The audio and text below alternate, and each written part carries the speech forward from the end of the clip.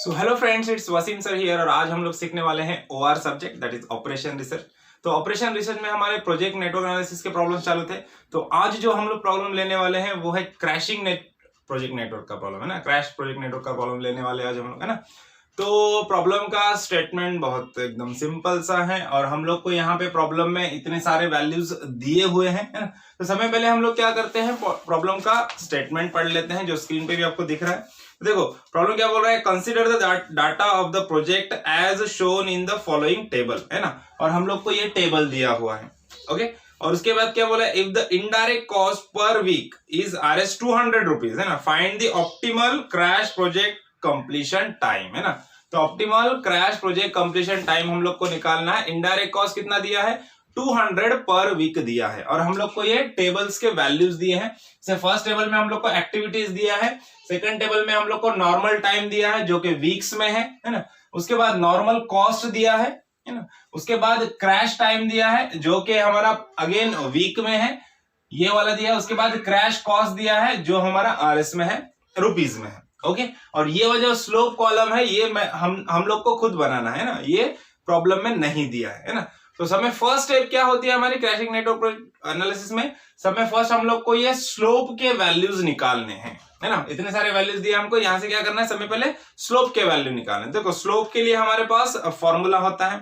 क्या होता है स्लोप के वैल्यू के लिए, हर एक एक्टिविटी के लिए अपने को स्लोप के वैल्यू निकालना है। जैसे कि पहला एक्टिविटी है 1 to 2 एक्टिविटी के लिए हम लोग को स्लोप की वैल्यू निकालना। उसका फॉर्मूला क्या होता है, देखो एकदम सिंपल सा फॉर्मूला है, crash cost minus normal cost divided by normal time minus crash time, है ना।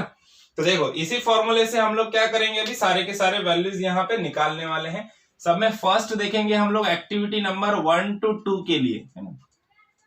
एक्टिविटी नंबर 1 to 2 के लिए समय पहले क्या है, क्रैश कॉस्ट कितना है 850 और नॉर्मल कॉस्ट है 700। तो यहाँ पे लिख देंगे हम लोग 850 minus 700 divided by normal time है 7 और क्रैश टाइम है 4, तो डिवाइड बाय क्या आएगा 7 माइनस 4। तो देखो 850 माइनस 700 कितना हो गया, ये 150, है ना। और डिवाइड बाय 7 माइनस 4 मतलब 3, तो यहाँ पे आंसर क्या आ जाएगा 50, है ना। तो पहला स्लोप का वैल्यू मिल गया हम लोग को 50 रुपीज, सॉरी 50 यूनिट्स, ओके। अब नेक्स्ट वैल्यू निकालना है 1 to 3 एक्टिविटी के लिए। तो 1 to 3 एक्टिविटी के लिए वापस वही करना है, क्या है, क्रैश कॉस्ट 700 माइनस 500। तो देखो 700 minus 500 divided by normal time कितना है 5 माइनस 3, ओके। तो 5 माइनस 3, ओके। अब देखो 700 माइनस 500 कितना हो गया 200 डिवाइड बाय 5 माइनस 3 मतलब 2, तो 200 बाय 2 मतलब कितना आ गया 100, है ना। तो यहाँ पे आ गया 100 रुपीज, ओके। अब देखो जो स्लोप का वैल्यू होता है वो कैसा होता है, ऑलवेज पॉजिटिव वैल्यू होता है, कभी नेगेटिव वैल्यू नहीं आएगा। उसके बाद नेक्स्ट एक्टिविटी देखेंगे हम लोग 1 to 4 के लिए। देखो कितना है 1200 माइनस 600 डिवाइडेड बाय 8 माइनस 5, है ना। तो देखो 1200 माइनस 600 कितना बचेगा 600 और 8 माइनस 5 कितना बच गया 3, है ना। तो ये इसका आंसर कितना आ जाएगा 200। तो यहाँ पे नेक्स्ट वैल्यू आ गई हमारी 200। अब 2 to 5 एक्टिविटी 2 to 5 के लिए निकालेंगे वैल्यूज। 2 to 5 में देखो 1250 minus 800, 1250 minus 800 divided by 9 minus 7। अभी देखो ये कितना बच गया 800, 1000, 1200 मतलब 450 डिवाइडेड बाय 2। तो 450 डिवाइड बाय 2 मतलब 450 का आधा हो जाएगा, 400 का 200, 50 का 25। तो आंसर क्या आ जाएगा 225, है ना। तो यहाँ पे वैल्यू मिल गई हम लोग को 225, ओके। अब नेक्स्ट एक्टिविटी 3 to 5। तो देखो एक्टिविटी नंबर 3 to 5 के लिए कैलकुलेट करेंगे। देखो 1000 minus 700 divided by 5 minus 3, okay. तो क्या हो जाएगा, ये आ जाएगा 300 डिवाइडेड बाय 2 दैट इज 150, तो यहाँ पे आ गया हमारा 150। ओके, अब नेक्स्ट एक्टिविटी 3 to 6 है ना। अब एक्टिविटी नंबर 3 to 6 के लिए कैलकुलेट करना है। इसके लिए हम लोग ये ऊपर के वैल्यूज रफ कर देते हैं, आगे का कैलकुलेशन इजीली कर सकते हैं। नेक्स्ट है हमारा एक्टिविटी 3 to 6। ओके, तो 3 to 6 एक्टिविटी के लिए देखो 3 to 6 के लिए क्या है 1300 माइनस 1100, तो 1300 minus 1100 divided by time value क्या है 6 माइनस 5, तो ये आ गया 200 divided by 1 that is 200। Okay, तो यहाँ पे वैल्यू मिल गई हम लोग को 200। देन अब नेक्स्ट एक्टिविटी 4 to 6, 4 to 6 के लिए कैलकुलेट कर रहे हैं हम लोग 1450 माइनस 1200, तो देखो 1450 minus 1200 divided by 7 minus 5, divided by 7 minus 5, तो देखो यहाँ पे हम लोग को वैल्यू मिल जाएगी 250 है ना, डिवाइडेड बाय 2, तो आंसर आ जाएगा 125 है ना। तो यहाँ पे हम लोग को वैल्यू मिल गई 125, राइट। अब एक्टिविटी नंबर 5 to 7 है, एक्टिविटी 5 to 7 के लिए करेंगे कैलकुलेट। 4 to 6 हो गया, 5 to 7 देखो कितना है 500 minus 400 divided by 2 minus 1, simple 100 by 1 that is 100, तो यहाँ पे आ गया 100। नेक्स्ट लास्ट वाला हमारा 6 to 7 एक्टिविटी के लिए करेंगे, क्या हो गया 850 माइनस 500 डिवाइडेड बाय 3 माइनस 2 है ना, तो ये कितना आ गया 350 डिवाइडेड बाय 1 दैट इज 350, तो लास्ट का हमारा आंसर मिल गया हम लोग को 350। ओके, तो इस तरह से हमारे पास सारे के सारे स्लोप के वैल्यू यहाँ पे मिल चुके हैं ना। अब स्लोप के वैल्यू मिलने के बाद क्या करना है, स्लोप वैल्यूज मिलने के बाद हमारा स्टार्ट होता है फर्स्ट इटरेशन है ना, हमारा फर्स्ट इटरेशन यहाँ पे स्टार्ट हो जाएगा है ना। अब फर्स्ट इटरेशन स्टार्ट होगा तो सब में पहले क्या करना है हम लोग को नेटवर्क डायग्राम बनाना है ना। अब हम लोग को क्या करना है नेटवर्क डायग्राम बनाना है। ओके, अब नेटवर्क डायग्राम बनाएंगे तो नेटवर्क डायग्राम बनाने के लिए हम लोग को यहाँ पे एक्टिविटी प्रेसिडेंस एक्टिविटी वगैरह कुछ दिया है क्या, नहीं दिया है ना। तो अब हम लोग को क्या दिया है एक्टिविटीज यहाँ पे जो दिया है वो नोड्स के हिसाब से दिया है ना, नोड 1 to 2 1 to 3 1 to 4 ये नोड्स है ना। तो अभी नोड्स से हम लोग को क्या करना है यहाँ पे नेटवर्क डायग्राम को ड्रॉ करना है। तो चलो देखो कैसे करते हैं मैं तुमको बताता हूँ। यहाँ पे सिंपल से ध्यान रखना, देखो 1 1 और 1, देखो तीन फर्स्ट के जो तीन एक्टिविटीज है यहाँ पे स्टार्ट 1 से ही हो रहा है। देखो एक्टिविटी ना नोड 2 भी 1 से स्टार्ट हो रहा है, नोड 3 भी 1 से स्टार्ट हो रहा है, नोड 4 भी 1 से ही स्टार्ट हो रहा है ना। तो इस तरह से हम लोग को यहाँ पे ड्रॉ करना है। देखो सब में पहले क्या करना है आपको एक यहाँ पे एक सर्कल बना दो जिसको नोड नंबर 1 नाम दे दो है ना। अबे नोड नंबर 1 से 2 3 और 4 नोड यहां से ही निकल रहे 1 से है ना। तो क्या करना है यहाँ से 3 लाइंस आपको ड्रॉ कर देना है ऐसे है ना, और यहाँ पे हर जगह पे एक सर्कल बना दो सिंपल। ओके, हम लोग ऊपर से नीचे आते हैं ऑलवेज। तो क्या है 2 3 और 4, तो यहाँ पे नाम दे दो 2, दिस इज 3 और दिस इज नोड नंबर 4, और डायरेक्शन एरो का डायरेक्शन दे दो है ना, क्योंकि पाथ देखना होता है हम लोग को बाद में तो प्रॉब्लम होता है। समझ में आया। अब देखो अब 2 से नोड नंबर 5 निकल रहा है और 3 से भी नोड नंबर 5 निकल रहा है, मतलब 2 जो है ना नोड नंबर 2 से नोड नंबर 5 कनेक्ट होने वाला है ना, और नोड नंबर 3 से भी नोड नंबर 5 कनेक्ट होने वाला है ना। मतलब 3 का एंडिंग नोड भी 5 है और 2 का एंडिंग नोड भी 5 है। मतलब 2 और 3 से जो एक्टिविटीज निकलेंगे वो जाके नोड नंबर 5 पे एंड होंगे है ना। समझ में आ रहा है। देखो यहाँ पे 2 से 5 का एक एक्टिविटी है और 3 से 5 का भी एक एक्टिविटी है। लास्ट देखने का, अगर लास्ट दोनों में सेम है मतलब ये नोड भी जाके 5 पे मिलेगा, ये नोड भी जाके 5 पे मिलेगा, तो दोनों को एक जगह पे मिला देना है। ओके, सिमिलरली यहाँ पे देखो 3 to 6 और 4 to 6 है, यहाँ पे भी देखो एंडिंग नोड सेम है दोनों का है ना। मतलब 3 से एक एक्टिविटी निकलेगी जो नोड नंबर 6 पे जाके खत्म होगी, और नोड नंबर 4 से एक एक्टिविटी निकलेगी जो 6 पे जाके खत्म होने वाली है ना। तो 4 और 3 से वापस से एक एक्टिविटीज निकलेंगे जो जाकर यहाँ पे नोड नंबर 6 पे क्या होने वाले हैं, एंड होने वाले हैं, है ना। तो ये 4 to 6 और ये 3 to 6 आ गए। ओके, अब अगेन देखो 5 to 7 और 6 to 7, मतलब नोड नंबर 5 से एक एक्टिविटी निकलेगी जो 7 पे जाके खत्म होगी, और नोड नंबर 6 से भी एक एक्टिविटी निकलेगी जो भी वो भी 7 पे जाके एंड होने वाली है ना। तो हम लोग को पता है लास्ट में जो एंड होता है वो कॉमन होता है, तो यहाँ पे नोड नंबर 7 आ गया हमारा। ओके, इस तरह से डायग्राम हमारी कंप्लीट होगी। क्रॉस चेक कर लो, देख लो 1 to ट्रिपल, देखो 1 से ही 2 3 4 निकल रहा है, 1 से 2 3 4 निकला। ओके, अब देखो 2 और 3 5 पे मिल रहा है, देखो 2 भी 5 पे मिलेगा, 3 भी नोड 5 पे मिलेगा। ओके, अभी देखो 4 और 3 6 पे मिल रहा है, तो देखो यहाँ पे 3 से 5 3 to 6 4 to 6, okay 3 to 6 4 to 6 activity. Okay, 5 to 7 देखो 5 to 7 6 to 7 है, यहाँ पे भी 6 to 7 है। ओके, तो हमारा जो डायग्राम है वो करेक्ट है यहाँ पे, है ना। तो नेटवर्क डायग्राम यहाँ पे हमारा बन चुका है ना।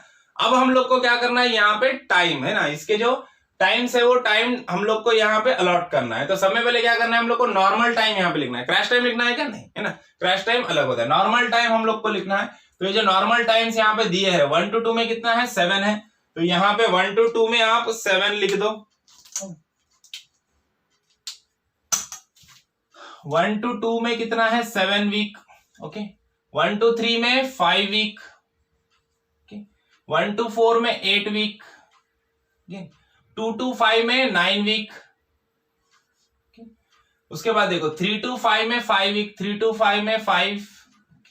उसके बाद 3 to 6 में 6, 3 to 6 में 6, 4 to 6 में 7 है, 4 to 6 में कितना है 7 वीक्स, 5 to 7 में 2 है, 5 to 7 में 2 वीक्स, और 6 to 7 में 3 वीक्स, तो 6 to 7 में 3 वीक्स, है ना। तो ये सारे के सारे जो नॉर्मल टाइम है जो वीक्स में, वो हम लोगों ने अलॉट कर दिया नेटवर्क डायग्राम में। ओके, अब नेक्स्ट क्या करना है हम लोग को, नेक्स्ट हम लोग को फाइंड आउट करना है क्रिटिकल पाथ, है ना। अब क्रिटिकल पाथ फाइंड आउट करने के लिए हम लोग को प्रॉब्लम में ऐसा कुछ बोला है कि सीपीएम या पर्ट मेथड से करना है, प्रॉब्लम नहीं बोला है ना, कोई मेथड हम लोग को डिफाइन नहीं किया है। तो हम लोग इजीएस्ट वे से करेंगे, डायरेक्ट हम लोग क्रिटिकल पाथ फाइंड आउट करेंगे। डायरेक्ट क्रिटिकल पाथ कैसा फाइंड आउट किया जाता है, सिंपल, ये वाला है हमारा सोर्स नोड और ये है हमारा एंडिंग नोड, सिंक नोड, है ना। तो सोर्स से सिंक तक जाने वाले जितने रास्ते हैं सबको क्या करना है, हम लोग को सारे के सारे पाथ्स को हम लोग को एनालाइज करना है ना।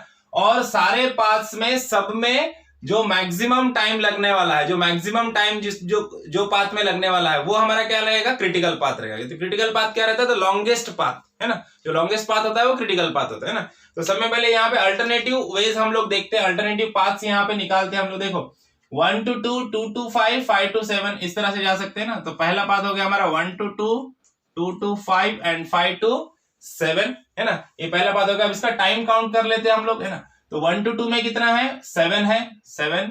अब 2 to 5 में कितना है 9 है, तो प्लस 9, है ना। उसके बाद 5 to 7 में कितना है 2 है, तो यहाँ पे 2। तो देखो 7 plus 2 कितना, 9, 9 plus 9 कितना हो गया 18। तो ये कितना आ गया, इसका टोटल टाइम आ गया 18 वीक्स। ओके, अब दूसरा वाला पाथ देखते हैं हम लोग, 1 to 3, 3 to 5, 5 to 7, ये एक पाथ है ना।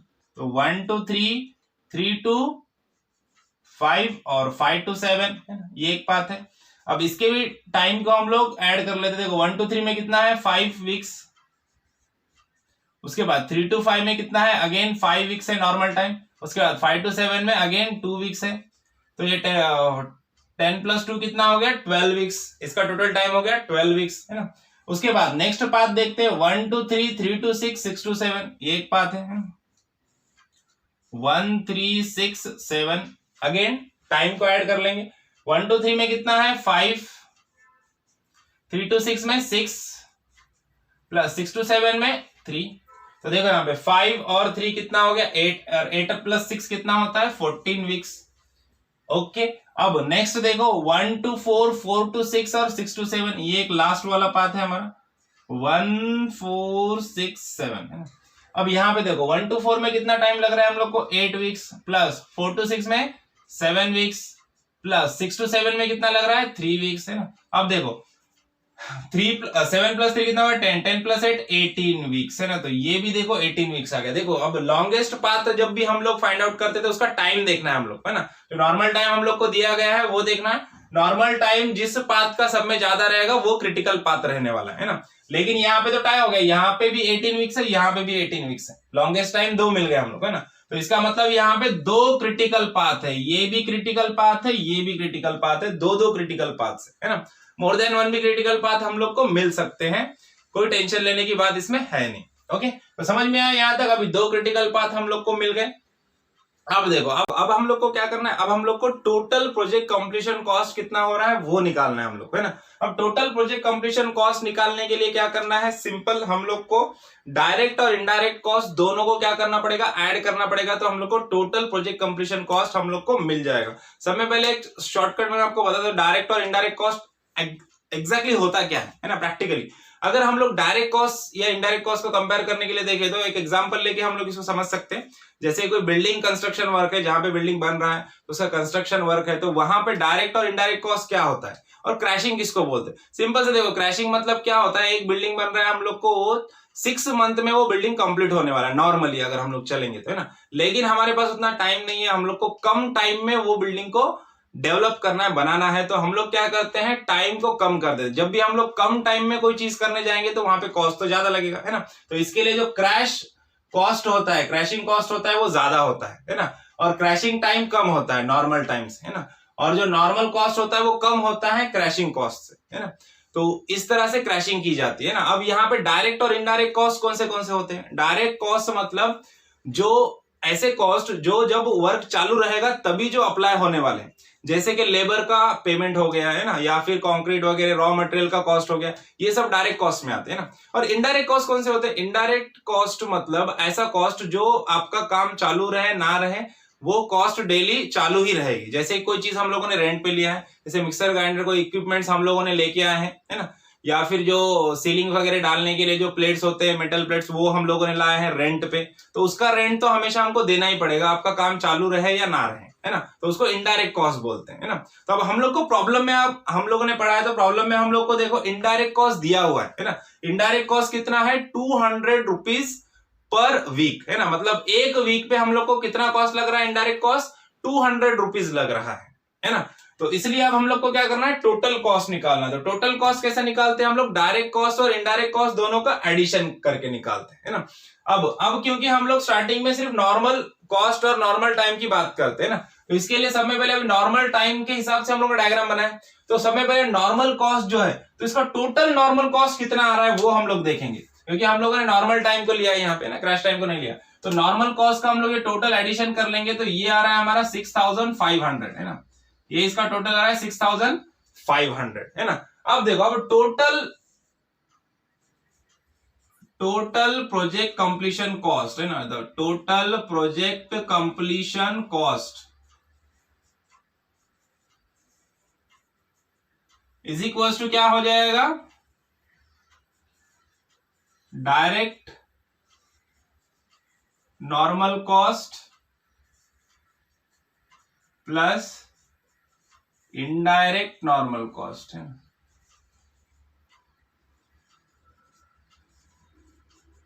ये दोनों का एडिशन। अब डायरेक्ट नॉर्मल कॉस्ट मतलब कौन सी कॉस्ट, ये वाली, ये सारा का एडिशन कितना आ गया 6500 आ गया। अब इनडायरेक्ट कॉस्ट मतलब क्या है, इनडायरेक्ट कॉस्ट मतलब पर डे जो लगने ही वाली है ना, कुछ करे मत करे वो तो चालू रहने वाला, मतलब वो कितना है 200 रुपीज पर वीक है ना, कितना है 200 रुपीज पर वीक है। और हम लोग कैलकुलेशन किसके लिए कर रहे हैं, क्रिटिकल पाथ के लिए।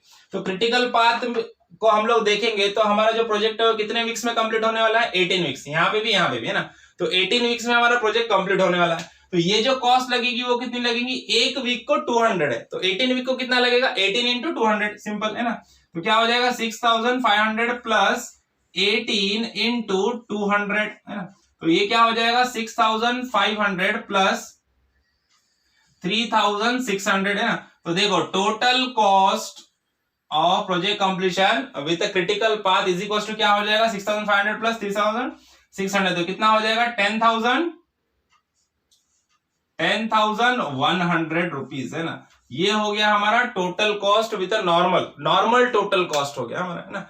नॉर्मली हम लोग क्रिटिकल पाथ से जाएंगे तो नॉर्मल टोटल कॉस्ट कितना लगेगा हम लोग को 10,100 रुपीज लगेगा, और टाइम जो लगेगा वो कितना लगेगा 18 वीक्स लगने वाले हैं, है ना।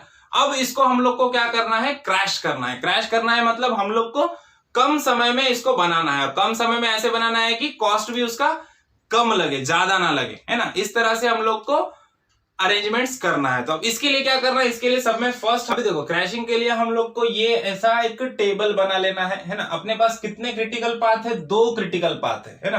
तो अभी यहाँ पे फर्स्ट कॉलम में क्या रहेगा, क्रिटिकल पाथ जितने भी हमारे पास अवेलेबल है, एक ही रहेगा तो इतने में काम हो जाएगा। 2 है तो यहाँ पे आ गया, 3 आ गया तो और नीचे बनेगा। ओके, अब देखो फर्स्ट में क्रिटिकल पाथ है, सेकंड क्रिटिकल एक्टिविटीज, उस क्रिटिकल पाथ में कितने क्रिटिकल एक्टिविटीज आ रहे हैं वो आएंगे यहाँ पे। उसके बाद क्रैश लिमिट, क्रैश लिमिट क्या होता है बताता हूँ। उसके बाद कॉस्ट स्लोप, कॉस्ट स्लोप मतलब ये जो स्लोप के वैल्यू जो स्टार्टिंग में हम लोग निकाले वो, है ना। तो अब देखो यहाँ पे क्रिटिकल पाथ हम लोग लिख देंगे, 2 हमारे पास, 2 हम लोग को क्रिटिकल पाथ मिला था, कौन सा 1 2 5 7 मिला था पहले, है ना। तो 1 2 5 7, और दूसरा वाला क्या था 1 4 6 7, तो ये मिला था 1 4 6 7, है ना। अब देखो सब में पहला वाला पाथ है 1 2 5 7, तो 1 2 5 7 में कौन से एक्टिविटी, पहला एक्टिविटी है 1 to 2, है ना, इंडिविजुअल एक्टिविटी लिखना है यहाँ पे 1 to 2, दूसरा एक्टिविटी है 2 to 5, और तीसरा एक्टिविटी है 5 to 7। ओके, उसी तरह से इसके भी इंडिविजुअल एक्टिविटी लिख दो। यहाँ पे कितना है 1 to 4, 4 to 6 और 6 to 7, राइट है। अब क्या करना है, अब क्रैश लिमिट्स निकालना है। क्रैश लिमिट कैसे निकालते हैं देखो मैं बताता हूं आपको, है ना। क्रैश लिमिट निकालने के लिए क्या करना है, सिंपल ये वाला टेबल काम में आएगा हमारा, है ना। क्रैश लिमिट के लिए क्या करना है, इंडिविजुअल एक्टिविटी के लिए देखो 1 to 2 एक्टिविटी, यहाँ पे देखो 1 to 2 एक्टिविटी, 1 to 2 एक्टिविटी में नॉर्मल टाइम है 7 और क्रैश टाइम कितना है 4 है, तो 7 - 4 कितना आया 3, तो यहाँ पे लिख दो 3। ओके, सेम इसी तरह देखो अब 2 to 5 एक्टिविटी, यहाँ पे देखो 2 to 5 एक्टिविटी में नॉर्मल टाइम है 9 और क्रैश टाइम है 7, तो 9 - 7 कितना आ गया 2, तो यहाँ पे 2 लिख दो। ओके, उसी तरह से अब नेक्स्ट क्या है 5 to 7, 5 to 7 में देखो नॉर्मल टाइम 2 है, क्रैश टाइम 1 है, तो 2 - 1 आंसर क्या आ गया 1, तो यहाँ पे 1 लिख दो। समझ में आ गया। अब नेक्स्ट क्या करना है, cost slope value. Cost slope value मतलब वही रिस्पेक्टिव 1 to 2, देखो 1 to 2 की स्लोप वैल्यू कितना है 50 है, कॉस्ट स्लोप कितना है 50। ओके, उसी तरह से 2 to 5, देखो 2 to 5 की कॉस्ट कितनी है 225, 225। उसके बाद 5 to 7, 5 to 7 का कितना है 100 रुपीज, 5 to 7 का है 100 कॉस्ट स्लोप। ओके, अब इसी तरह से नेक्स्ट पाथ के लिए भी कर लेना है। अब यहाँ पे देखो 1 to 4 के लिए, देखो यहाँ 1 to 4 के लिए स्लो क्रैश लिमिट क्या आ जाएगा, नॉर्मल टाइम है 9 और ये क्रैश टाइम है 7, तो 9 - 7 2 आ गया। यहाँ पे देखो 4 to 6, 4 to 6 में देखो 7 - 5 अगेन 2, और 6 to 7 लास्ट वाला 6 to 7 3 - 2 1 आ गया। ओके, अब इसका कॉस्ट स्लोप के वैल्यू ले लो 1 to 4, 1 to 4 में कितना है 200, तो यहाँ पे 200 लिख दो। उसके बाद 4 to 6, 4 to 6 में कितना है 125, तो यहाँ पे 125 लिख दो। 6 to 7 लास्ट 6 to 7 में है 350, तो यहाँ पे 350 लिख दो, है ना। तो इस तरह से ये टेबल हमारा कंप्लीट हो चुका है। देखो अब ये टेबल कंप्लीट होने के बाद क्या करना है, अब यहाँ पे हम लोग को क्या करना है, क्रैश करना है। अब ये क्रैशिंग कैसे होती है, देखो सिंपल सी बात है, मैं तुमको बताता हूँ। क्रैशिंग कहां पे होगी, जहां पे कॉस्ट स्लोप की वैल्यू सब में मिनिमम रहेगी, है ना। अब देखो यहाँ पे इसमें से हम लोग किसको क्रैश करेंगे, जहां पे कॉस्ट स्लोप की वैल्यू सब में मिनिमम रहेगी। देखो कॉस्ट स्लोप की वैल्यू यहाँ पे देखो, पहला जो क्रिटिकल पाथ है हमारा 1 to 5 7, यहाँ पे कॉस्ट स्लोप की वैल्यू देखो 50 225 और 100, इनमें से सब में मिनिमम वैल्यू कौन सा है, ये वाला वैल्यू है 50, है ना। तो इसको हम लोग क्या करेंगे, क्रैश करेंगे। क्रैश करेंगे मतलब क्या करेंगे, एक वीक क्या कर देंगे, इसका डिलीट कर देंगे हम लोग, एक वीक कम कर देंगे, एक वीक को क्रैश कर देंगे, है ना। तो ये जो क्रैश लिमिट है 2, इसको घटा के हम लोग नेक्स्ट इटरेशन में क्या कर देंगे, कम कर देंगे, 3 की जगह पे 2 कर देंगे अभी नेक्स्ट इटरेशन में। ओके, अब उसी तरह से नेक्स्ट वाले क्रिटिकल पाथ के लिए देखिए 1 4 6 7, यहाँ पे देखो कॉस्ट स्लोप के वैल्यू देखो कितने हैं 3 है, इनमें से सब में मिनिमम वैल्यू कौन सा है, इनमें सब में मिनिमम वैल्यू है हमारा 125, तो इसको हम लोग क्रैश कर देंगे, है ना। तो इसका जो क्रैश लिमिट है वो कितना है 2 है, तो इसको हम लोग घटा के क्या कर देंगे 1 कर देंगे, है ना। तो अब देखो अब क्या करना है हम लोग को, अब हम लोग को नेक्स्ट इटरेशन पे जाना है ना। अब नेक्स्ट इटरेशन पे जाने से पहले हम लोग को क्या करना पड़ेगा, वापस से यहाँ पे ये डायग्राम बनाना पड़ेगा, नेटवर्क डायग्राम, है ना। नेटवर्क डायग्राम आ जाएगी, नेक्स्ट इटरेशन हमारा चालू हो जाएगा। उसके बाद यहाँ के जो कॉस्ट वैल्यू है वो यहाँ पे कम हो जाएगी, जो टाइम है वीक्स है वो यहाँ पे हम लोग कम कर देंगे। कौन सा एक्टिविटी है ये 3 का, ये कौन सा एक्टिविटी 1 to 2 है ना। अब 1 to 2 एक्टिविटी यहाँ पे देखो 1 to 2 में नॉर्मल टाइम कितना था 7 था, तो 7 की जगह पे क्या कर देंगे हम लोग 6 कर देंगे, है ना। तो जब ये 6 हो जाएगा तो ये भी 3 की जगह पे क्या हो जाएगा 2 हो जाएगा, है ना। समझ में आ रहा है, क्योंकि ये 6 हो जाएगा तो ये 6 हो जाएगा, मतलब यहाँ का देखो 7 की जगह 6 हो गया, तो 6 - 4 क्या है आंसर 2, तो यहाँ का वैल्यू क्या हो जाएगा 2 हो जाएगा। ओके, अब उसी तरह से यहाँ पे कौन सा वाला क्रैश कर रहे हैं हम लोग, ये वाला, है ना। तो कौन सा एक्टिविटी है 4 to 6, तो यहाँ पे देखो 4 to 6 में नॉर्मल टाइम का वैल्यू कितना है 7 वीक्स, तो इसको कम करके हम लोग क्या कर देंगे, इसमें से 1 माइनस कर देंगे, कितना कर देंगे इसको 6 कर देंगे, 6 वीक्स, है ना। तो ये 6 वीक्स हो जाएगा, तो ये 2 की जगह पे क्या हो जाएगा 1 हो जाएगा। देखो 4 to 6 में, है ना, 4 to 6 में 7 - 5 2 था, लेकिन ये 7 की जगह पे 6 हो जाएगा, तो 6 - 5 1 हो जाएगा। समझ में आया। तो अब क्या करना है, अब आप लोगों को वापस से डायग्राम ड्रॉ करना है ना। कौन सा वाला, नेटवर्क डायग्राम भी और ये टेबल भी वापस से ड्रॉ करना है नेक्स्ट इटरेशन के लिए, है ना। तो सबसे पहले नेटवर्क डायग्राम ड्रॉ करो। नेटवर्क डायग्राम ड्रॉ करने के बाद क्या करना है, बाकी सारे वैल्यूज सेम रहेंगे, है ना। सिर्फ वैल्यूज कौन से चेंज हो गए, जो यहाँ पे चेंज हुए हैं ना नेटवर्क डायग्राम में, कौन से वैल्यू चेंज हो गए, 1 to 2 एक्टिविटी का एक वैल्यू कम हो गया, 1 to 2 का 7 के जगह पे क्या लिख देंगे हम लोग, यहाँ पे 6 लिख देंगे। ओके, अलग से डायग्राम बनाना है, मैं यहाँ पे करके बता रहा हूँ। ओके, उसके बाद 4 to 6 एक्टिविटी में एक कम हो गया, 4 to 6 में यहाँ पे 7 था, तो इसका भी क्या हो जाएगा, इसका भी 6 हो जाएगा, है कि नहीं। समझ में आ गया, ये 2 वैल्यू यहाँ पे अभी चेंज हो चुके हैं। देखो अब क्या, अब देखो वापस से हम लोग को क्या करना है, वापस से इस नेटवर्क डायग्राम के लिए क्रिटिकल पाथ फाइंड आउट करना है और उसके बाद टोटल कॉस्ट निकालना है। ओके, तो क्रिटिकल पाथ फाइंड आउट करने के लिए नंबर ऑफ पाथ जो भी है उसको क्या करना है, उसका टाइमिंग निकालना, जो सब में ज्यादा टाइम रहेगा, जो लॉन्गेस्ट पाथ रहेगा वही क्रिटिकल पाथ है। ओके, तो सब में पहले क्या रहेगा हमारा 1 2 5 7, तो यहां पे लिख दो 1 2 5 7। ओके, अब देखो ये फर्स्ट हमारा क्रिटिकल पाथ है, तो यहां पे इसके वैल्यूज निकाल लो। 1 to 2 में कितना है 6, प्लस 2 to 5 में कितना है 9, प्लस 5 to 7 में कितना है 2, है ना। अब ये वैल्यू कितना हो गया, देखो 6 + 2 8 हो गया, है ना। तो 8 + 9 कितना हो गया 17, है ना। तो 17 वीक्स आ गया पहला क्रिटिकल पाथ का वैल्यू, है ना। अब उसके बाद ये हो गया फर्स्ट, उसके बाद अभी सेकंड पाथ देखो हमारा, है ना। ये क्रिटिकल पाथ नहीं है, फर्स्ट सिर्फ पाथ है ये। ओके, क्रिटिकल पाथ हमको पता चलेगा। अब देखो दूसरा पाथ कौन सा है, 1 3 5 7, है ना। तो 1 2 3 2 5 2 7, है ना। अब यहाँ पे वापस टाइम का एडिशन कर लो। 1 to 3 में कितना है 5, प्लस 3 to 5 में कितना है 5, प्लस 5 to 7 में कितना है 2 है, अगेन 5 to 7 में, है ना। तो देखो 5 + 5 + 2 कितना आ गया 12, है ना। तो ये आ गया 12 वीक। अब देखो उसके बाद थर्ड पाथ देखेंगे, अल्टरनेटिव पाथ क्या है हमारा 1 3 6 7, है ना। थर्ड अल्टरनेटिव पाथ क्या है हमारा 1 3 6 7, तो यहां पे पाथ लिख दो 1 3 6 7। ओके, अब देखो 1 3 6 7, तो 1 to 3 कितना है 5, प्लस 3 to 6 कितना है 6, प्लस 6 to 7 कितना है 3। तो देखो इसका एडिशन कितना हो गया, देखो 5 + 3 8 हो गया, 8 और 6 कितना हो गया 14 वीक्स अगेन। ओके, अब लास्ट वाला पाथ देखते हैं हम लोग क्या है 1 4 6 7, क्योंकि यहाँ पे 4 ही पाथ है सोर्स से सिंक तक जाने के लिए, है ना। तो उसी पे अपने को काउंट करना है 1 4 6 7। तो 1 to 4 में कितना है 8, पहले पाथ लिख देते हैं 1 4 6 7, 1 4 6 2 7।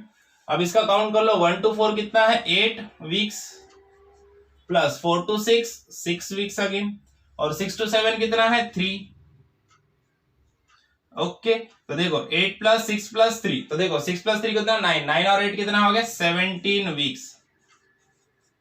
ओके, अब देखो अगेन हमारे पास यहाँ पे 2 क्रिटिकल पाथ वैल्यू मिल गए हम लोग को। देखो कौन से वैल्यू, देखो 17 वीक्स है, 12 वीक्स 14 वीक्स 17 वीक्स, तो 17 डबल आया वापस अगेन, यहाँ पे भी 17 वीक्स है, यहाँ पे भी 17 वीक्स। मतलब ये फर्स्ट और फोर्थ अगेन क्रिटिकल पाथ हो गए। यहाँ पे 2 क्रिटिकल पाथ यहाँ पे हम लोग को मिल गए है ना। अब देखो क्रिटिकल पाथ मिल गया और वीक्स की वैल्यू क्या हो गई, कम हो गई। लास्ट टाइम हमारे पास कितने वीक्स में प्रोजेक्ट कंप्लीट हो रहा था, 18 वीक में। अभी कितने वीक में कंप्लीट हो रहा है, 17 वीक्स में है ना। तो अब हम लोग को देखना है कि हम लोग ने टोटल कॉस्ट में कितना सेविंग किया है ना। तो वो हम लोग को देखना है, इसलिए हम लोग क्या करना पड़ेगा, वापस से टोटल कॉस्ट निकालना पड़ेगा। हम लोग को वापस से टोटल कॉस्ट निकालना है ना। तो अब देखो, अब टोटल कॉस्ट के लिए क्या फॉर्मूला हो जाएगा हमारा, टोटल कॉस्ट के लिए हमारा फॉर्मूला बन जाएगा, देखो total cost is equal to क्या हो जाएगा, टोटल प्रीवियस कॉस्ट या फिर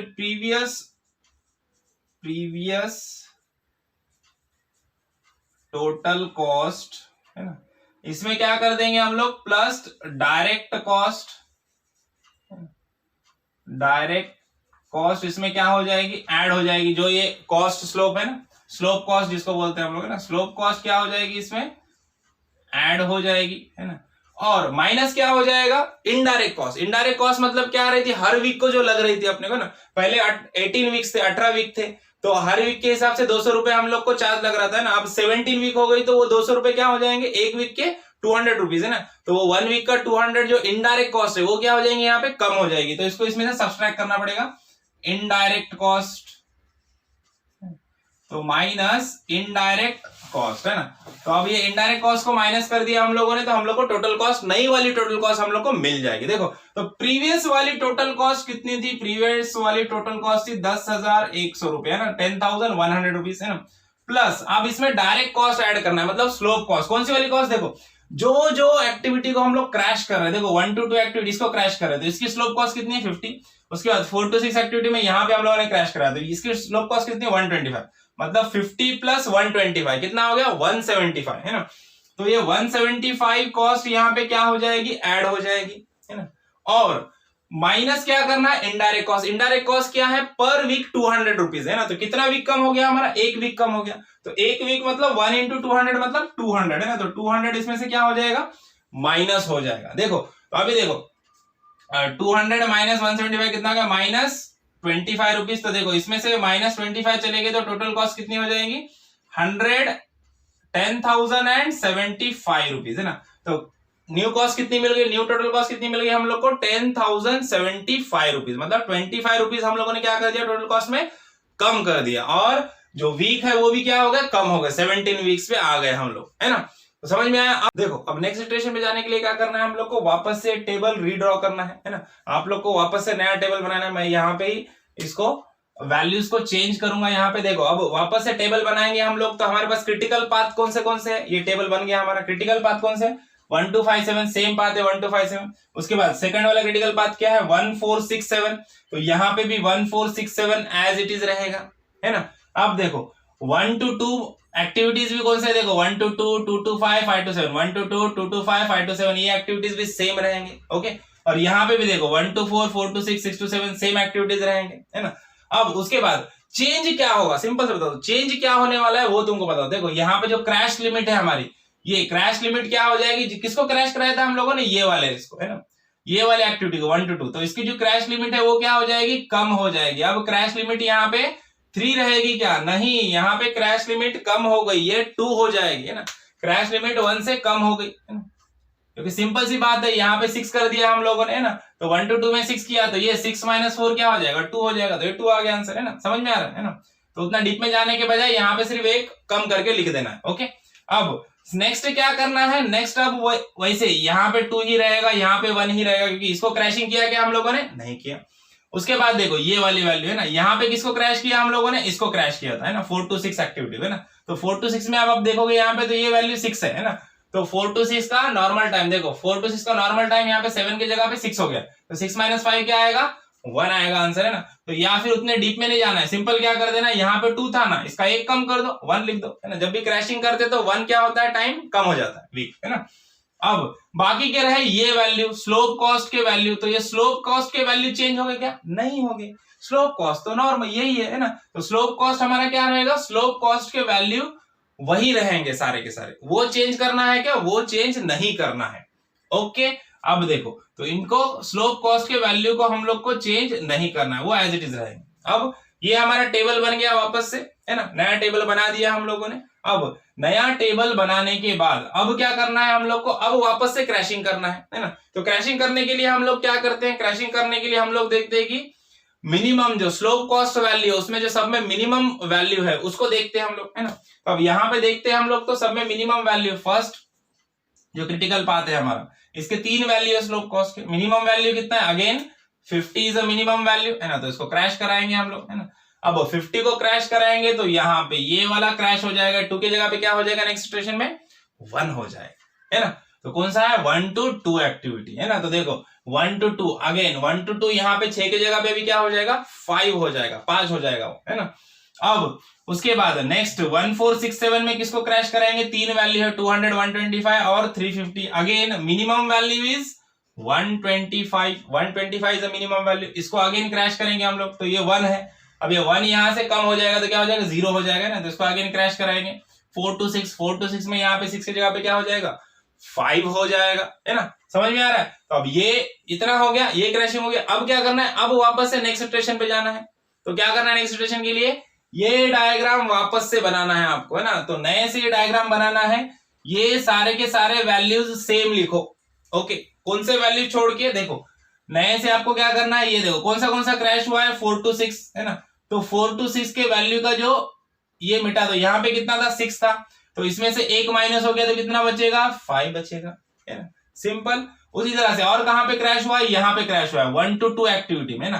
तो 1 to 2 एक्टिविटी में प्रीवियस वैल्यू 6 है, तो इसको 1 माइनस करके लिख दो, कितना आ जाएगा 5।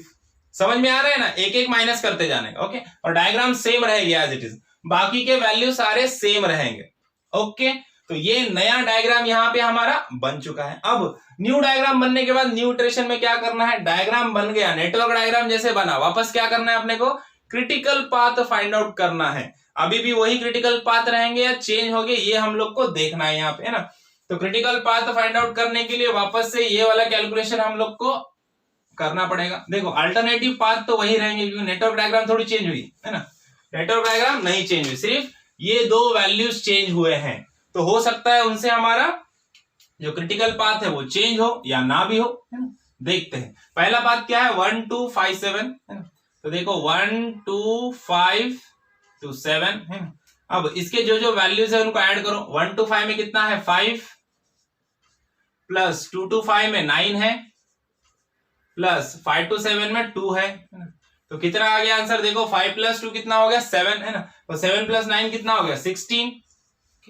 देखो सेकंड वाला पाथ देखो क्या है, 1 3 5 7, तो 1 2 3 3 2 5 5 2 7, है ना, इज इक्वल, देखो 1 2 3 में कितना है 5, प्लस 3 to 5 में अगेन 5, उसके बाद 5 to 7 में कितना है 2 है, प्लस 2, है ना, इज इक्वल कितना होगा 5 plus 5 10, 10 plus 2 12, ओके।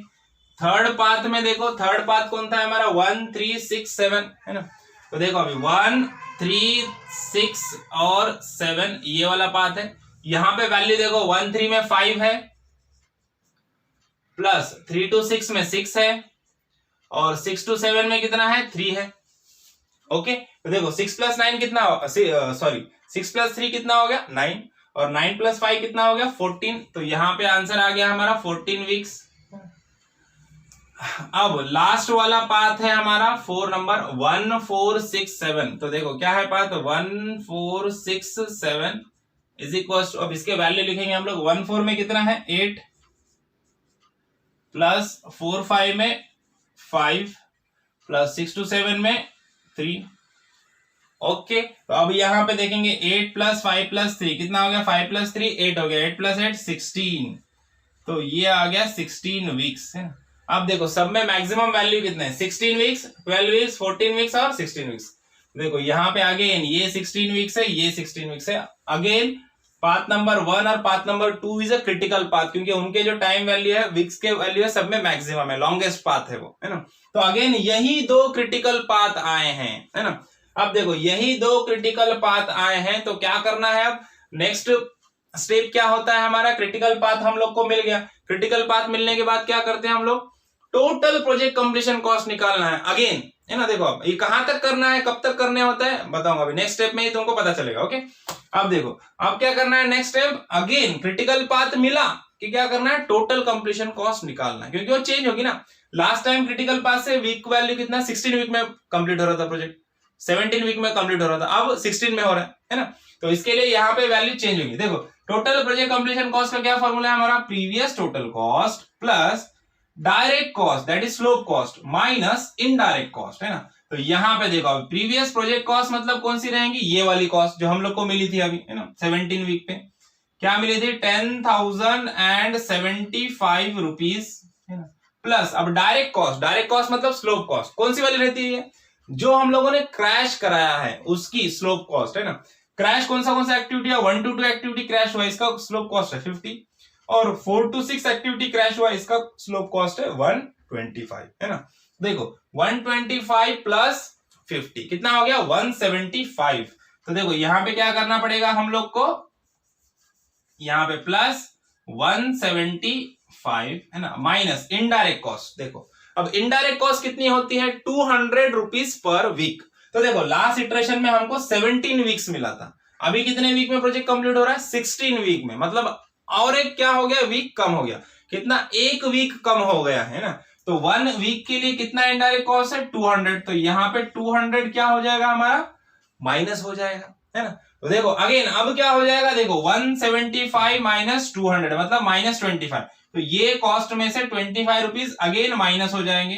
तो टोटल कॉस्ट जो हम लोग को मिल जाएगी प्रोजेक्ट कंप्लीशन की, अभी वो न्यू कॉस्ट वो क्या हो जाएगी, 10,050 रुपीज, है ना। अगेन कॉस्ट इज रिड्यूस्ड, है ना।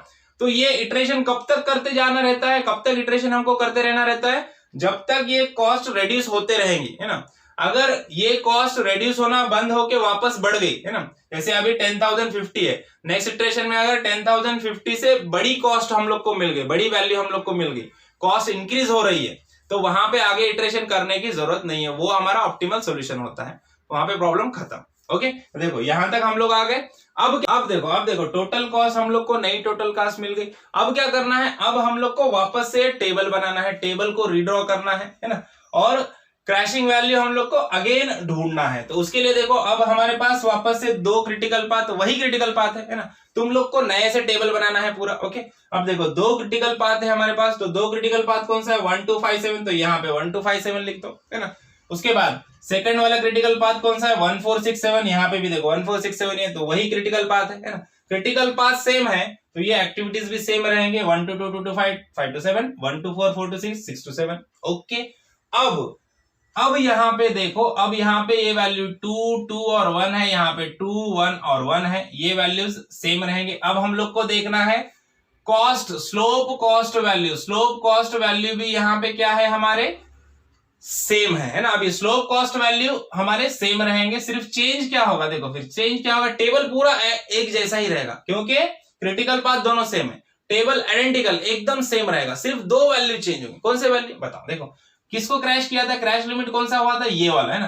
तो ये 2 के जगह पे यहाँ पे क्या हो जाएगा, अभी 1 हो जाएगा, और यहाँ पे 1 था तो ये इसमें से 1 माइनस हो गया, तो यहाँ पे क्या बचेगा, अभी 0 बचेगा, है ना। क्या बचेगा, 0 बचेगा। अब देखो अब अगेन क्या हमारा वही प्रोसीजर, किसको क्रैश कराना है, जिसकी स्लोप कॉस्ट वैल्यू सब में मिनिमम है। तो देखो फर्स्ट क्रिटिकल पाथ के लिए देखो यहाँ पे तीनों में से सब में मिनिमम वैल्यू 50 है, तो इसको क्रैश कराएंगे हम लोग, मतलब ये 1 इसको क्रैश करेंगे, 1 to 2 एक्टिविटी क्रैश हो जाएगा, है ना, 1 to 2 एक्टिविटी क्रैश होगा। उसके बाद देखो सेकंड क्रिटिकल पाथ में 1 4 6 7, है ना, यहाँ पे टोटल कॉस्ट देखो सब में मिनिमम कौन सी है, 125 है ना।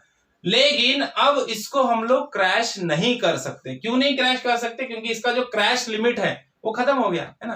क्रैश लिमिट इसका 0 हो गया। जब भी क्रैश लिमिट किसी एक्टिविटी का 0 हो गया है तो उसको हम लोग अगेन क्रैश नहीं कर सकते, है ना। तो अब ये कॉस्ट वैल्यू को नहीं देख सकते हम लोग। अब बचे 2 कॉस्ट वैल्यू 200 और 350। अब 350 और 200 में से मिनिमम वैल्यू कौन सा है, 200 है, तो इसके लिए अब 200 को हम लोग क्रैश कराएंगे, मतलब ये वाला क्रैश होगा। 1 to 4 एक्टिविटी क्रैश होगा, कौन सा वाला होगा, 1 to 4 एक्टिविटी क्रैश होगा। समझ में आया। तो देखो अब इसको क्रैश कर दिया हम लोगों ने, अब ये क्रैश नहीं हो सकता क्योंकि इसका जो क्रैश लिमिट है 0 हो गया। कोई भी एक्टिविटी का क्रैश लिमिट 0 हो गया तो उसको अगेन क्रैश नहीं कर सकते। ओके तो अब ये और ये 2 एक्टिविटी यहाँ पे क्रैश हो गए। अब क्या करना है, क्रैशिंग हो गया, अब नेटवर्क डायग्राम बना दो, नया वाला नेटवर्क डायग्राम बनाना है हम लोग, है ना। तो अब नए वाले नेटवर्क डायग्राम में क्या क्या चेंज होंगे, पूरा नेटवर्क डायग्राम आइडेंटिकल बनाना है आपको। ओके, सारे वैल्यू उस पे लिख दो, सिर्फ जो वैल्यू चेंज होने वाले। कौन सा क्रैश हुआ? 1 to 2 एक्टिविटी क्रैश है। देखो 1 to 2 में ये 5 का वैल्यू क्या हो जाएगा? अब 4 हो जाएगा। एक कम हो गया, एक यहां से माइनस हो गया, है ना। उसी तरह से और कौन सा एक्टिविटी क्रैश किया? यहाँ पे देखो 1 to 4 क्रैश किया। देखो 4 to 6 है क्या? अभी 4 to 6 नहीं है, उसका 0 हो गया क्रैश लिमिट, वो नहीं क्रैश हुआ है। कौन सा क्रैश हुआ है? 1 to 4 क्रैश हुआ है। तो देखो 1 to 4 यहाँ पे है, इसकी वैल्यू कितनी है? इसकी वैल्यू 8 है, तो इसकी वैल्यू 8 से क्या हो जाएगी? 7, है ना। इसकी वैल्यू हो गई 7। अब क्या हो गया? नेटवर्क डायग्राम भी नया वाला हमारा बन गया। अब क्या करना है? अब वापस से हम लोग को टोटल प्रोजेक्ट कंप्लीशन कॉस्ट हम लोग को निकालने के लिए सब में पहले क्या करना पड़ेगा? नेटवर्क डायग्राम नया बना है ना, तो उससे पहले हम लोग को क्रिटिकल पाथ वापस फाइंड आउट कर लेना पड़ेगा कि भाई वही क्रिटिकल पाथ है या चेंज हो चुके हैं, है ना। क्योंकि हमारी जो टाइम वैल्यू है वो और कम हो गई, 16 से 15 पे आ गया अभी, है ना। तो अब देखते हैं हम लोग, देखो वापस से हम लोग को यहाँ पे क्रिटिकल पाथ फाइंड आउट करना पड़ेगा। उसके लिए जो 4 हमारे पाथ है, अल्टरनेटिव्स है, उनको क्या करना पड़ेगा? एनालाइज करना पड़ेगा। फर्स्ट पाथ देखो क्या है? 1 2 5 7, अगेन वही 1 2 5 7, इसके वैल्यूज लिख दो। 1 to 2 में कितना है? 4 प्लस 2 to 5 में 9 प्लस 2, है ना। तो देखो आंसर कितना आ गया? 4 plus 6 4 plus 2 6 हो गया, 9 plus 6 कितना? 15। तो ये आ गया हमारा 15 वीक्स। अगेन सेकेंड अल्टरनेटिव क्या है? 1 3 5 7, तो यहां पे लिखो 1 2 3 3 2 5 5 2 7, वैल्यूज लिख दो 5 5 और 2, है ना। तो यहां पे लिख देंगे हम लोग 5 प्लस 5 प्लस 2, है ना। ये स्टार्टिंग से सेम ही है, ये वैल्यू उतनी ही आती है ना, 5 प्लस 5 प्लस 2, तो कितना हो गया? 12, क्योंकि ये वैल्यू तो चेंज ही नहीं है ना, जो क्रैश होगा वही चेंज होगा, है ना, बाकी तो सारा सेम रहेगा, है ना। तो ये आ गया 12 वीक। अब थर्ड अल्टरनेटिव के लिए तरफ जाते हैं हम लोग। 1 3 6 7, है ना, ये वाला पाथ 1 3 6 7। अभी 1 3 6 7 में देखो 1 2 3 कितना है? 5, 3 2 6 6, 6 2 7 3, है ना। अब देखो 5 प्लस 3 कितना हो गया? 8, और 8 प्लस 6 कितना हो गया? 14, है ना। तो ये आ गया इसका आंसर 14 वीक, है ना। अब हमारा लास्ट वाला पाथ 1 4 6 7, देखो 1 2 4 2 6 2 7, कॉस्ट वैल्यू देखते हैं। 1 to 4 में कितना है? 7 प्लस 4 to 5 में 5 प्लस 6 to 7 में 3। तो देखो 5 प्लस 3 8, 8 प्लस 7 कितना होता है? 15। तो अगेन ये आ गया 15 वीक। अब देखो लॉन्गेस्ट पाथ, उसके लिए सब में बड़ी वैल्यू किसकी है? देखो 15 वीक 12 14 15 15 15, ये अगेन दो लॉन्गेस्ट है, मतलब ये दो हमारे क्रिटिकल पाथ है। अगेन 1 और 4, है ना, पाथ नंबर 1 और 4 ये दो क्रिटिकल पाथ है हमारे। दो पाथ अगेन मिल गया, क्रिटिकल पाथ हम लोग को मिल गया। क्या करते हैं हम लोग? टोटल कॉस्ट निकालते हैं, क्योंकि यहाँ पे वीक कम हो जाता है ना। अभी 15 वीक ही हो गया, तो 15 वीक के लिए हम लोग को यहाँ पे अभी टोटल कॉस्ट निकालना है। तो टोटल कॉस्ट के लिए क्या फॉर्मूला है? वही सेम फॉर्मूला, कुछ भी चेंज नहीं है, है ना। क्या करना है? प्रीवियस टोटल कॉस्ट, प्रीवियस मतलब अभी जो मिली थी हम लोग को रिसेंटली, है ना। कितनी थी रिसेंट वाली cost? 10,050 rupees plus direct cost मतलब स्ट्रोक कॉस्ट, जो क्रैश किया हम लोगों ने। किसको से क्रैश किया? 50 और ये 200, है ना। 1 to 2 एक्टिविटी और 1 to 4 एक्टिविटी, इसका कॉस्ट कितना है? 50 और इसका 200। तो 200 प्लस 50 कितना हो गया? 250, है ना। तो यहाँ पे क्या हो जाएगा? 250 हम लोग को ऐड करना है minus indirect cost. Indirect cost मतलब जो 200 पर वीक कॉस्ट है वो।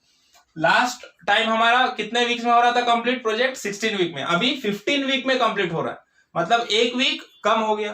तो 1 वीक के लिए कितना कॉस्ट है हमारा? इनडायरेक्ट कॉस्ट 200 है, तो 200 यहां से माइनस कर दो। देखो अब देखो 250 में से 200 माइनस किया तो प्लस 50 बचा, है ना। देखो अब 10,050 में प्लस 50 ऐड करेंगे तो कितना हो जाएगा? ये बन गया 10,100 रुपीज अगेन। अब देखो, अब यहाँ पे आपको दिख रहा है 10,050 था लास्ट कॉस्ट हमारा, अब नया कॉस्ट हम लोग को 10,100 मिल रहा है, मतलब वापस से कॉस्ट क्या हो गया? बढ़ गया। देखो जब भी कॉस्ट हमारा अगर बढ़ जाता है, टोटल कॉस्ट हमारा बढ़ गया, मतलब वहां पे हम लोग को इटरेशंस स्टॉप कर देना है, क्योंकि ये यहाँ पे हम लोग को अभी हमारा ऑप्टिमल सॉल्यूशन मिल गया है। इससे आगे और सॉल्व करने की जरूरत नहीं, इससे आगे सॉल्व करोगे तो कॉस्ट और बढ़ते जाएगा, है ना, समझ में आया। तो इसके लिए यहाँ पे हमारा प्रॉब्लम का सॉल्यूशन एंड हो जाए। तो ये जो 15 वीक्स का जो सॉल्यूशन है ये हमारा ऑप्टिमल सॉल्यूशन है क्या? नहीं, ये वाला नहीं है, इससे पहले वाला 15 वीक में अगर कंप्लीट करेंगे तो वही 10,100 रुपीज लग रहा है ना। तो लास्ट में हम लोग को 10,050 जो लग रहा था मिनिमम कॉस्ट में, है ना। तो मिनिमम कॉस्ट कितना था? 10,050 था। इसके बाद तो बढ़ गया, तो 10,015 हम लोग को कब मिला था कॉस्ट? 16 वीक्स में, है ना। तो यहाँ पे हम लोग हमारा फाइनल आंसर कैसे लिखेंगे? The final project completion time, देखो फाइनल प्रोजेक्ट या फिर final crash project completion time is 16 weeks and total cost कितना लगेगा उसके लिए? टोटल कॉस्ट इज 10,050 रुपीज, है ना, बाय क्रैशिंग द प्रोजेक्ट, है ना। The total project completion time, है ना, is 16 weeks and the total cost is 10,050 rupees, है ना। ये हो गया हमारा फाइनल आंसर। समझ में आया? देखो वीडियो समझ में आया, प्रॉब्लम समझ में आया, वीडियो अच्छा लगा तो वीडियो को लाइक कीजिए, ज्यादा से ज्यादा अपने दोस्तों के साथ शेयर कीजिए और चैनल को सब्सक्राइब करना ना भूलिए। ओके, तो मिलते हैं नेक्स्ट वीडियो में नेक्स्ट प्रॉब्लम के साथ, तब तक के लिए थैंक यू, बाय बाय।